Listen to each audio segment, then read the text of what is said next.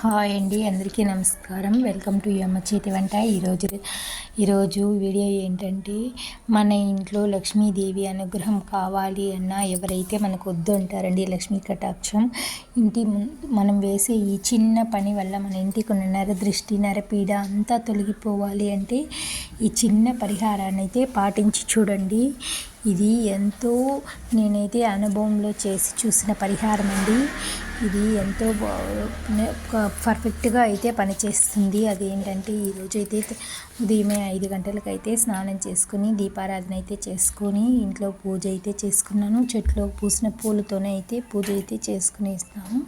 తర్వాత ఇప్పుడైతే మీకు ఈ రెమెడీ అయితే చూపించబోతున్నానండి. ఇది ఏంటో కాదు, గోమతి చక్రం. ఇది సముద్రంలో నుంచి వస్తుంది. సముద్రం అంటే ఆ మహాలక్ష్మీదేవికి ఎంతో ప్రీతికరమైంది కదండి.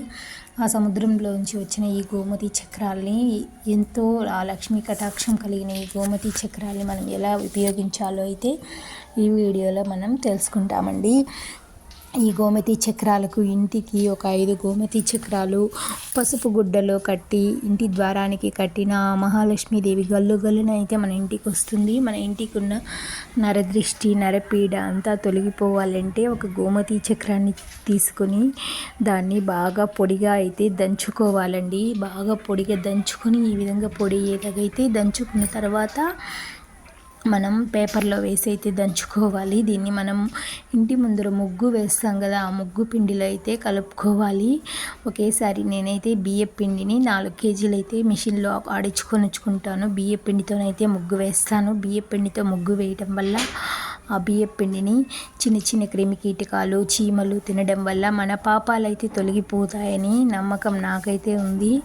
అందువల్ల నేనైతే ముగ్గుపిండి దంచుకొని పెట్టుకొని ఆ ముగ్గుపిండిలో మనం పొడి చేసి పెట్టుకున్న ఈ గోమతి చక్రాన్ని అయితే పిండి కలిపి ఇంటి ముందు ప్రతిరోజు మనం ఉదయాన్నే కల్లాపు చల్లి ముగ్గు వేసేటప్పుడు వేసుకున్నామంటే మన ఇంటికి నరదృష్టి నరపీడ చీడలు అన్నీ కూడా తొలగిపోతాయండి.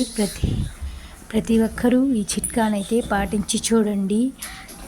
ఈ వీడియో నచ్చిందైతే లైక్ చేయండి, మీ ఫ్రెండ్స్ అండ్ రిలేటివ్స్కి షేర్ చేయండి. మరిన్ని మంచి వీడియోల కోసం మన ఈ అమ్మ ఛానల్ని అయితే సబ్స్క్రైబ్ చేసుకోండి. Thank you for watching.